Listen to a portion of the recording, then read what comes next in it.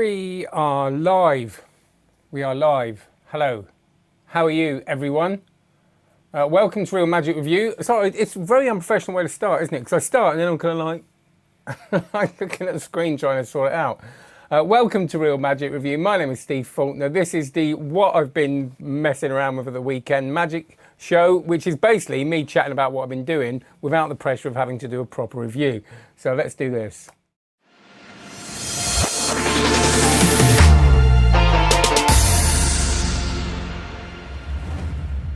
So let me know if you can hear me. Before I start, I'm going to actually remember this time, please like, subscribe, share. It's so important. It really is. You know, at the moment there is so much on the internet. It's you know, more than usual. Like, at the moment there's so much on the internet. Like usually there isn't much. I don't, you know, but so many people doing their stuff online that every little like, subscribe and share is really, really important and very, very, very much appreciated. And do check out cardmagiccourse.com. That is my online course I'm incredibly proud of. You can ask anything you want about that and I'll happily ask any questions. If you go to cardmagiccourse.com, you'll see a video of how it all works, because I'm totally transparent with it. I don't want anybody logging in and going, oh, it's not worth the money, because the monthly fee, it's $9.99 a month, which is about the price of a coffee a week for pretty much everything I know with a deck of cards, and I'm continually learning and sharing it with the community as well, and a lovely community it is. So have a look at that, cardmagiccourse.com. That's what drives the whole thing. Support your magic, support the channel, and that'll be lovely. Right, so this weekend is good because let me just check, let me just see if you can do me a favor, just let me know everything's all right and you can hear me and stuff like that, because there is a delay between me and you, obviously. And you know, I don't want to do the legendary Cubesmith live review where I did about 20 minutes banging on and no one could hear me or see me because I went offline, which was terrible. So do ask me any questions. I've spent it, you know, for a lot of us, and for me very much, it is very kind of isolated life at the moment, really. Of course, I've got my kids, I'm very lucky, but you know, the whole weekend's been me on my own, snuffling around my magic drawers and snuffling around my magic drawers. That wasn't meant to come out like that. And my shells. That's the word I was looking for. Very complicated word to try and grab. Thank you very much. Yay, nice one. And I, you know, it's isn't it a weird phenomenon? We get DVDs, we either buy them or I'm lucky enough to get them sent to me, and I review them. But I always think I'm going to go back and learn some stuff out of that. And it's this horrible phenomenon where the longer we have something, the almost less valuable it feels. Not, I don't mean we still love it. We still love looking at my books, but it's hard to kind of get those books off the shelf you've had for ages and get into them. It almost, we're looking for the next thing, you know, even within what we've already got. So I just grabbed two things off the shelf this weekend, and I'm going to try and do that most weekends, because I always forget how enjoyable it is. How enjoyable it is just to pick a magic book out, not to kind of go, right, I need to find something for a show, or I need to find, not with that agenda, but with that thing of I just want to sit and enjoy myself. You know, that's why I got into it. I didn't get into magic to be a professional magician. I got into magic because I like it. That's kind of it. And probably because I wanted to impress people. Hang on. I've got vocal problems. I'm seeing a specialist, vocal coach on Wednesday. And I think I've got nodules or something. But not surprising, really, when all this shouting. So I picked up Mnemonica, which I got Mnemonica so long ago and then sold it. Why did I sell it? I sold it. I know why I sold it, because I was skint quite a few years ago and missed having it, because I've got back into learning Mnemonica, as I mentioned, I think, last time with the Mem deck stuff. And I wanted to, even though I've got things like the Buena Vista Shuffle Club and Woody Aragon's did that great release, that Vanishing Ink release, which was a show all based around Mem deck stuff. But I wanted to go back to the source material, because it's nice. It feels nice to go back to the source material. And when I learned Mnemonica, it was all a bit complex for me. I didn't know loads and loads of sleights like I do now. So getting into out of this tricks in it, and I really, really struggled with it. So I thought, I got rid of it, got it back again, and I've enjoyed it. I will say, okay, so I'm I'm kind of, because this isn't about, because these aren't proper reviews, it's not me reading the whole book, it's just about where I've got, and a lot of you have asked me about books, and I was like, well, I can't read a whole book every week, but a lot of you also said, well, you know, you don't have to, just talk about what you found out. So this, I've kind of done the first, so in this book, it goes into the history, which I actually found really interesting, the history of the memorized deck, and also the different types of stacks. And it starts off after that with the stay stack, which I didn't really look at before. And so he's got this thing of you can get into Mnemonica from a shuffled deck if you can do a solid faro shuffle, 4 faros. And I still find it really hard to faro a brand new deck. If you're worn in a tiny bit, I can, but really I find that brand new deck just, especially the bikes, because they're not cut. They're not with a traditional cut, they're with a modern one, which is apparently harder to faro. That's my excuse anyway. So there's this system you go through from a new deck order. Sorry, did I say shuffle deck? New deck order, and halfway through it, you're in stay stack, which means it's a kind of mirrored stack. So if you were to spread, like the first card is the same as the last card, or the mate of the last card, and it kind of goes in. And there are numerous tricks you can do with that. So if you wanted, you could get halfway to Mnemonica, do all these tricks, and then do the rest and get into Mnemonica. And I didn't really, there were some nice things there, but I kind of wanted to get straight into it. He also goes into the how to learn the stack, which is actually what I did. I had this book years ago when I learned it when I was 32. Like I said, I'm 47 now, and that's when I got the book and I learned it, and I did exactly what he did, and that's how I learned the stack. And he says you can do it in 3 hours, which is hilarious. Talk about 10 years for me, but I'm really not exaggerating to get it solid. And you could argue whether I am still now. But and then you've got this. He's got examples of how to use it. So, tricks specific to Mnemonica after the stay stack stuff, and that's what I kind of really got into. Now I will say these aren't tricks I think I'll ever do. No, I don't mean the whole book. This is where I am at the moment, because these are the mnemonic order tricks that are built into Mnemonica, because they are if I was doing a gambling show, maybe I will one day in a casino. If the local casino said, can you come and do a show, I'd do it. And then I would definitely look at this stuff, or versions of it, because there is some great stuff there. It requires sort of being in Mnemonica and kind of moving a few cards around and then remembering quite a lot. You know? So that'd be quite good for online, which is fine. I've got no problem remembering a lot for a show, but these aren't practical for close-up gigs, you know what I mean? These are lots of dealing, poker demonstrations. There's a rummy demonstration. I didn't know how to play rummy. There's a blackjack demonstration, and even though I'm not going to do them, I decided to go through all of them with cards in hand and do them all. And I had a lovely time. I spent pretty much 3/4 of a day with the cards in hand going through that, and that's why I think it's so important for us to have sleights that are in our arsenal. You know, it's to be able to kind of cull and things like that, because compared to what it used to be, I could pretty much go through these in real time, you know, and I could see how they played out rather than just read them, and they do look really, really nice. And I think it would be really impressive to do these either in an informal situation or in a show. The version of the Vernon poker deal, which I really, really liked, and which I thought was lovely, and there's a really nice one where you deal out. There's a spelling trick that I really, really like, and again, I've said recently that I didn't like spelling tricks till quite recently, but now I quite like the rhythm of them when you can build them up. And there's quite a lot to remember in there. Not loads, but there's enough.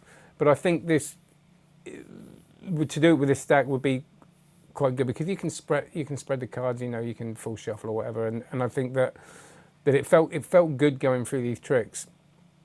There's some really long poker deals in there, and I'm actually looking forward to the next bit, which is the tricks with a whole stack.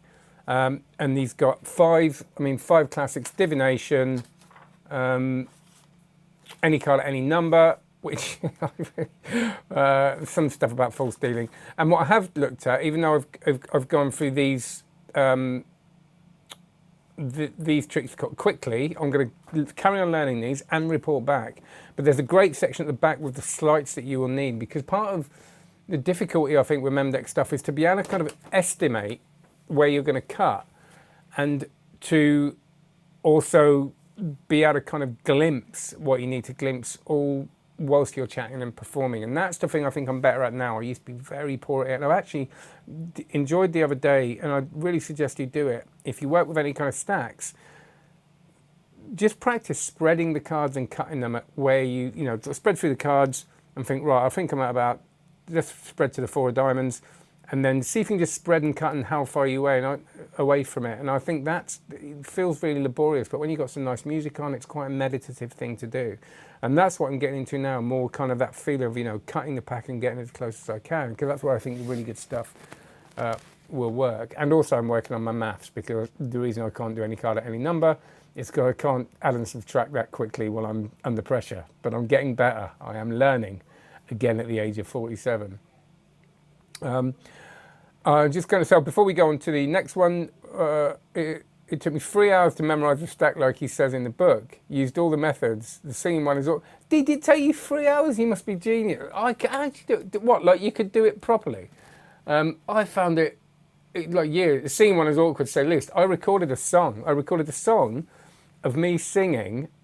So basically, if you don't know, one of the main ways to remember the stack is that you sing like 1, 4 of clubs, and I did the funny voice for each one.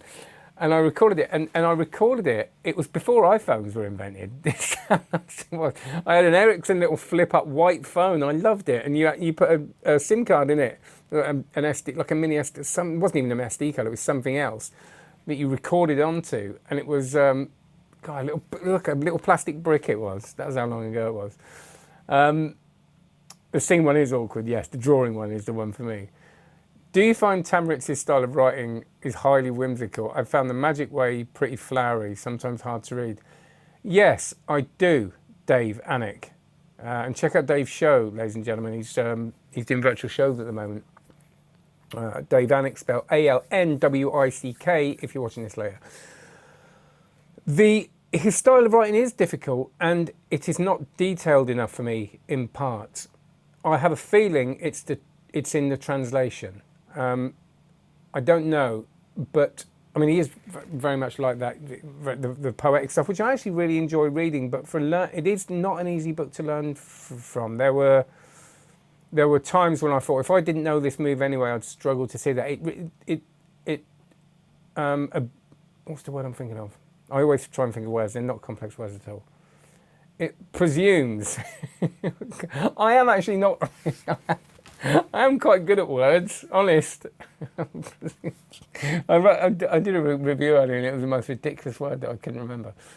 It presumes a certain level, I think, and that's, again, the level that I wasn't at before, even though I kind of knew quite a bit. So I think that backup stuff is good, and that's why I think if you read this stuff, yes, you're right, Dave, it is quite hard to read sometimes, and I think if you can get through it, there's some gold in there. That's why I think nowadays we've got so much supporting material, like Woody Aragon stuff, like the Buena Vista Shuffle Club, and like, you know, loads of stuff, and a book that's come out this week, which what's it called again? The Vanishing Ink one that I'm in the middle of reading, Calculated Thoughts, which I'm in the middle of reading. I won't give away what I think about it, but that's, again, there's lots more stuff now, and I'm sure there was before. I'm not saying there wasn't. It's not, you know, I've got him back. Marlowe was doing stuff in it, and that wasn't he? And no doubt hundreds of years before someone corrects me, before they find a kind of a version of it in the discovery of witchcraft. So, yeah. So there is a lot more, and I think it's more. I think the hobbyist. This is for the hobbyists in me. I don't think many people. Well, saying that, I was going to say I don't think many people will take the routines that I've read already and take them out. But again, I would. But what it does to you, this is what I forget sometimes about learning, is that when you just, I call it submerging yourself in the learning by kind of just basking in it and kind of learning as much as you can if you're enjoying it, which is really important. And then you just get this overall knowledge, and then you can start doing things like improvising and working stuff out and really understanding how the thing works. And that's why I think things like this are good to go through those poker demonstrations you will never perform, just to understand and get your hands and your brain feeling like you're working with Mnemonica, and I think that's what I did before. I didn't do that. I learnt it. I was learning it, and I had to remember it, and it kind of just play with it, and the learning will come in there as well. That was about a 10-hour answer to your question, wasn't it, Dave? And I probably didn't anyway, but yes. There's a great trick in there, like the one he did on the Best of Magic. It teaches how a spectator shuffles 2 decks of cards, but he's really shuffling the same one. Okay, yeah. So again, I'm looking forward to getting on to the next bit, which is not just the poker stuff, because there's a lot of dealing demonstrations in here, and you know what I mean. They're great fun to do, great fun to watch if you do one of them, but you know, there's only so many you can handle. Right, ask me some more questions, please. I haven't spoken to anybody all weekend. I used an app to help me go through Aragon's half stack. Brilliant. Promptly forgot all about it. You do. If you don't do it every day, it's like the Rubik's Cube. If I don't do the Rubik's Cube for 2 weeks, I forget a couple of the algorithms and got to go back. It does come back quite quickly. But I mentioned the app last time. I used the Mnemonica Trainer, and there is an Aronson one, which I find great. The Rick Lax Trainer works well. Great. Yeah, I've heard good things about that as well. It's you know, we all learn in different ways, and we all remember in different ways, don't we? And you know, you've got the sort of visual audio kinesthetic way of doing it, and that's why I think some people struggle, by the way, because they learn a way that they're told to learn, and they realise they're more auditory or they're more kinesthetic, so doing it is a lot better. And actually, one of the good things Tamarix does in this is he does go through the visual, the auditory. That's the whole point of the singing. It's like, you know, for auditory people, the singing thing's going to work. For more visual people, the seeing the pictures on it's going to work. The kinesthetic people, dealing them out, playing with them. It's interesting stuff, and I think that it's nice to not, well, it's good and healthy to take everything with a pinch of salt. So if you read a method that says you're going to learn it in 2 hours and it doesn't work for you, try a different one. Really important, even if that person is someone you really, really respect, because they could be wrong. Hey, Matthew, nice to catch you live. Thank you, Matthew. That's really cool. Myself and my 11-year-old son used a memory arts book, but doing Sarah Trustman, and were able to learn the Tamarix and Aronson stack at the same time. I've heard great things about the memory arts book, and I really think that now there is a stack that I've recently learned, and I have learnt it in a few hours. I can't do it, I'm not like there, but I can get there if I kind of go, which always looks really good in the middle of performance, if you just stop and go, kind of like that. Number 37, which is kind of maybe where I'll always be. I'm like that with the invisible deck, let alone the memorized deck. I'm not, all right. Okay, so that's Mnemonica. It's quite a long show, this. It's just hanging out, so I hope you enjoy it. The Bullet Party. Now, this was interesting. Again, Owen from Big Blind Media, I reviewed a couple of their things, and he sent me Bullet Party, because I said to him, oh, you know, would you recommend any of the most recent John Bannon stuff? And he sent me a few things.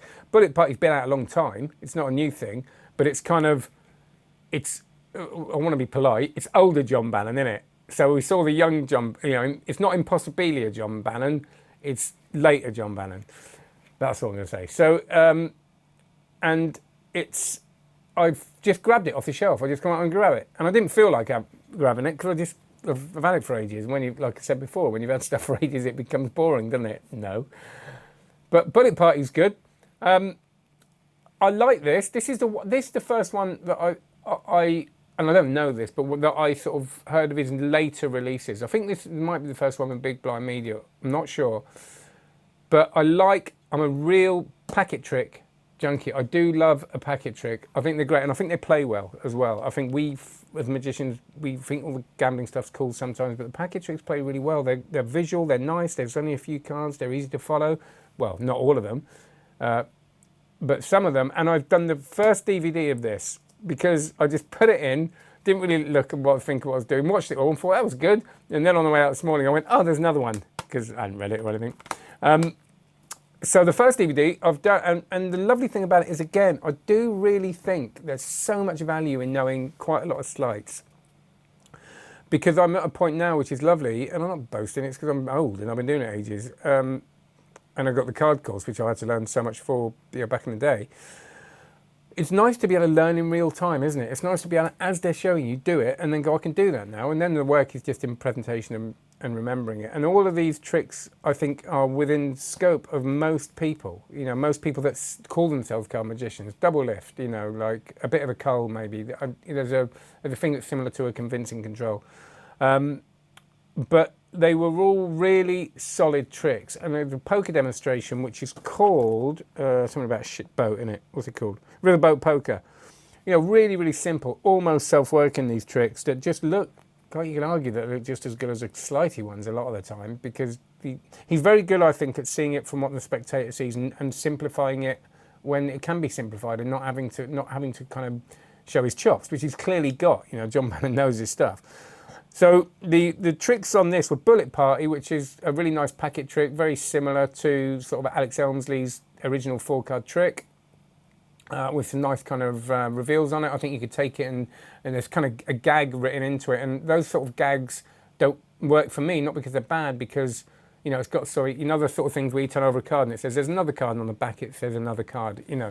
And it's quite nice, but you could use just different backs, you could have different presentations, but it's a really nice, what's he called, Fractal Trick, and I'm not sure what the rules of Fractal are, but visual packet tricks that clean up at the end, and it is totally clean at the end. They can examine everything, and there's a really nice kind of, almost like a spider vanishy type thing with cards in it, which I really liked. But my favourite thing on it was the box jumper, which is this 2-card transposition in the box. Really, really simple, really easy to follow.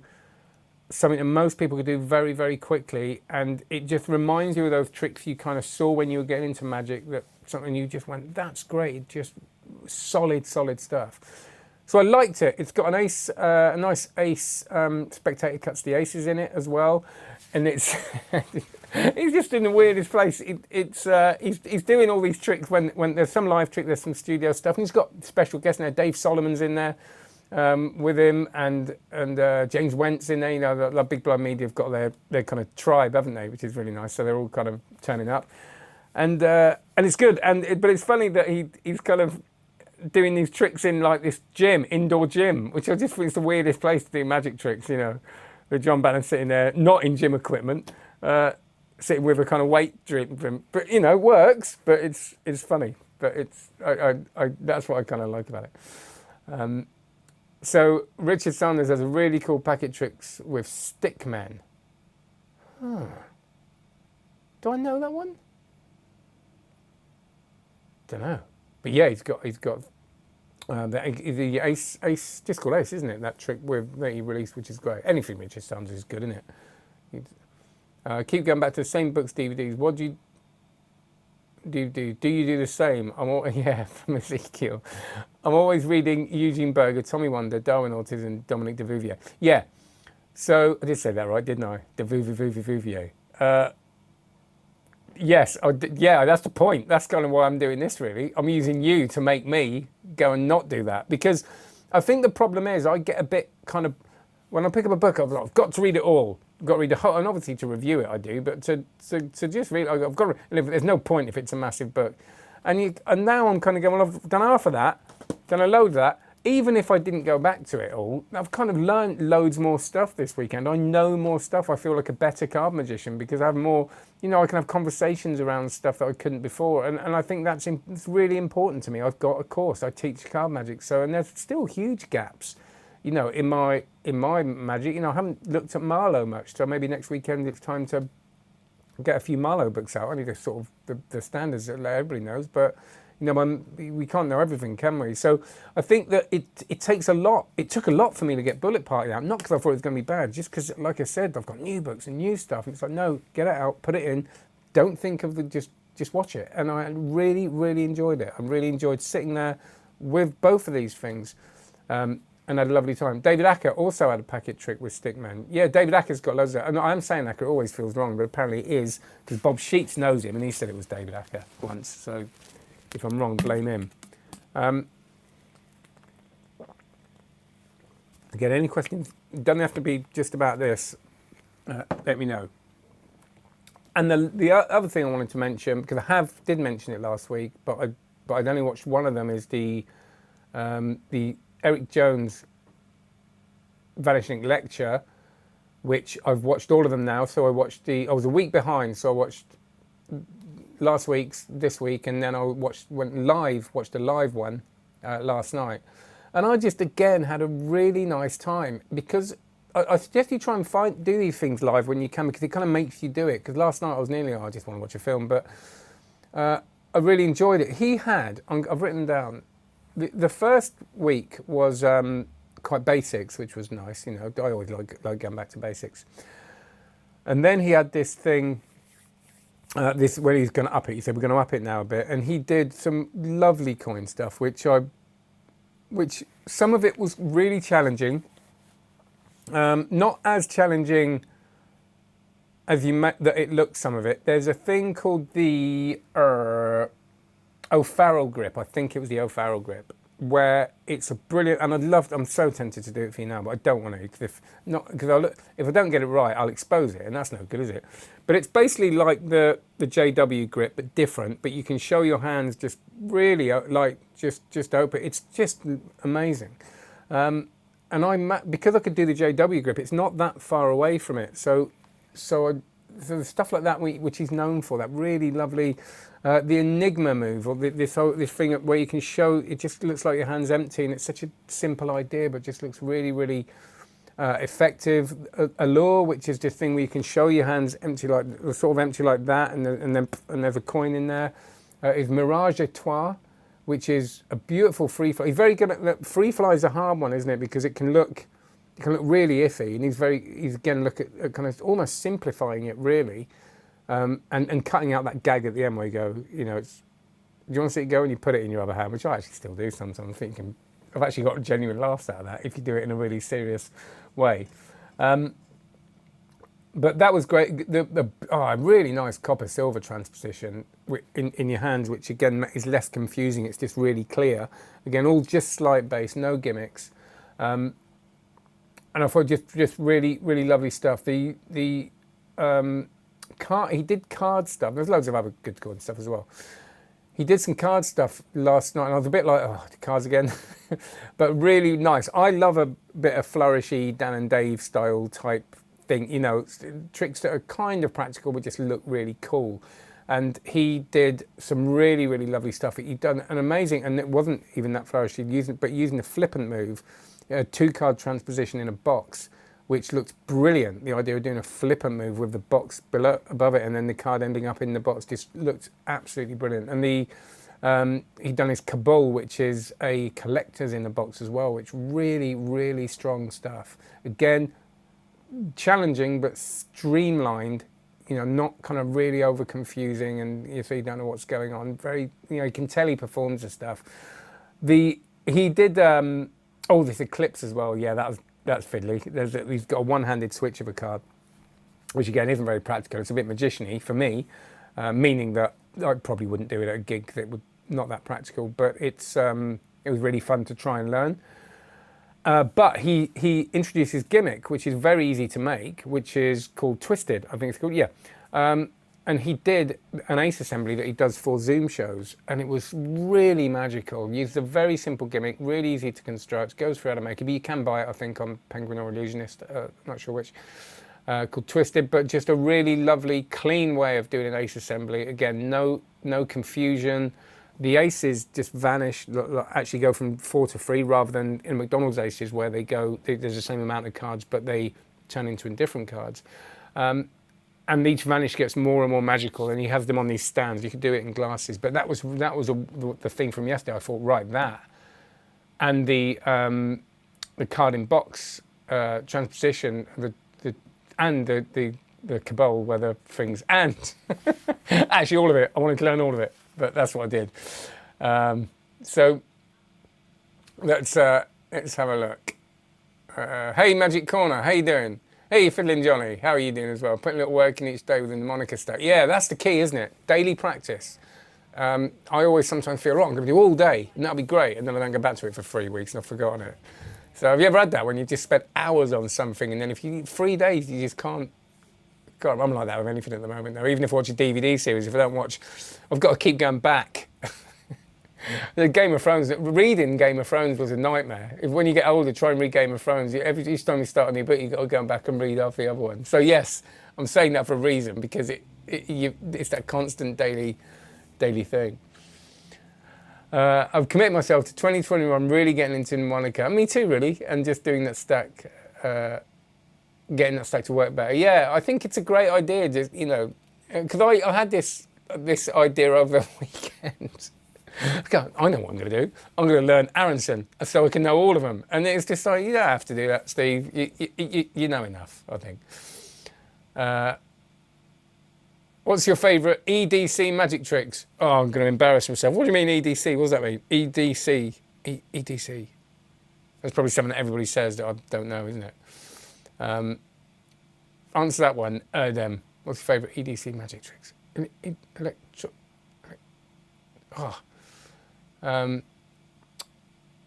Nice. What's number 46 quid of diamonds? Yes, that's it, isn't it? Please let it be. Yeah, that was quick, wasn't it? I didn't look at it earlier to try and... Andy, Andy put it anyway. Everyday carry, absolutely. Oh, there we go. Right. EDC, there, blimey. Everyday carry. Nick Einhorn's Nesta wallets, which he kind of reintroduced to the magic world, which is, I think, it's because it's so thin, goes in there. I walk around with my wallet, of course, my Rebel wallet. And no, I walk around with my Pink Note wallet, which is made by Secret Tannery. And just coins, gimmick, gaffless coins. But I do carry, you know, I'm happy to carry cards and I'm happy to carry coins. And when somebody asks me if they want to see a magic trick, I'm usually happy to do one. If they're not taking the mickey and they don't know me. I did go to a wedding once, but I didn't know. I went with a friend, and, you know, actually my girlfriend at the time. And the winner walked in, 3 people said, "Can you do a magic trick?" And I hadn't even met them.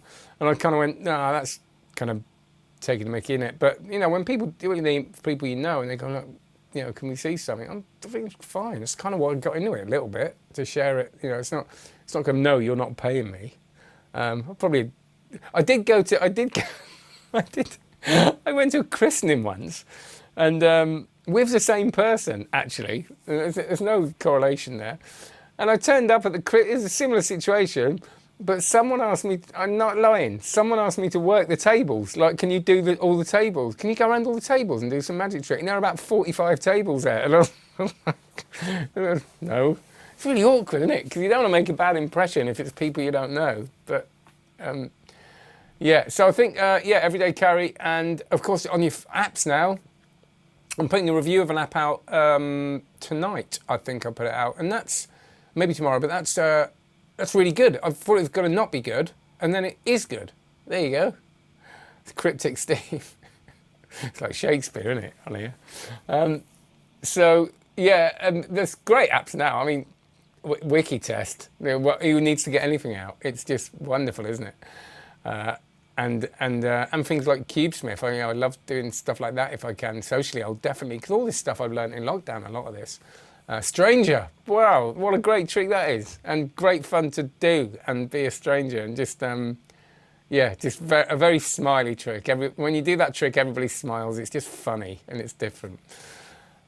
Right, anything else for you before I go? These are going to be, I'll probably hate myself to saying it, and if you're watching this deep into the future, it's probably a lie now, but these I think are going to be at 5 o'clock every Monday. So I just want to. No, it isn't UPS. It's one that's been out a while, actually, and I didn't get a chance to do it. So, but it'll be out. Have a look later. I don't know why I don't tell you, but it just feels wrong. I don't know why before I've released it. But it's not an expensive one, which is good. It's not a super expensive one. So what I was going to say, so these are going to be every Monday. The one I've been playing with at the weekend one. Unless, like I said, keep an eye on the channel and keep an eye on Facebook. If you don't follow me on Facebook and you don't want to, that's fine. I do have a Facebook page called Steve Faulkner's Magic, which I haven't been using, but I think I'm going to. Faulkner's with an S, Magic, which is for magicians, which is stupid. That title doesn't suggest it's for magicians, does it? But still, Steve Faulkner's Magic, if you look on there as well. If I don't do a live one, I'll let you know. But these will be every Monday at 5. Every Thursday at 5 is the comments on comments. So your comments, not necessarily just on these live streams, but the comments you leave on the reviews, because it's very, very hard to answer them with any depth and the depth they deserve a lot of the time, I'll be talking about every Thursday at 5. Yeah, again, when I can, in case stuff happens with the kids and stuff. Thanks, Dave. Have a good one, mate. You mentioned Buena Vista Shuffle Club. I just ordered it. Yeah, it's great. It's great. It's a really nicely written, and I learned the first couple of things, and learnt and kind of played with them, and thought this is really good. So yeah, I think you'll really like it. Any recommendations about propless mentalism? Do you know what I used to do? Centre tear, even that's a prop in it, bit of paper. I used to do one of the Derren Brown books. There is a verbal force of a card. There's a couple, and I think it's in Pure Effect. And you just talk to someone and basically hope they get but it works more than ever. And I got it to a point where it was working quite often. It was really terrifying to perform. And obviously now I could do it and it'd be an out, but I didn't have any outs then. I was just kind of playing with it. But I think that's really powerful stuff. If you can really get someone to kind of pick the card. But what I will say, and I learnt the Joshua Quinn book called Paralyze, Lies.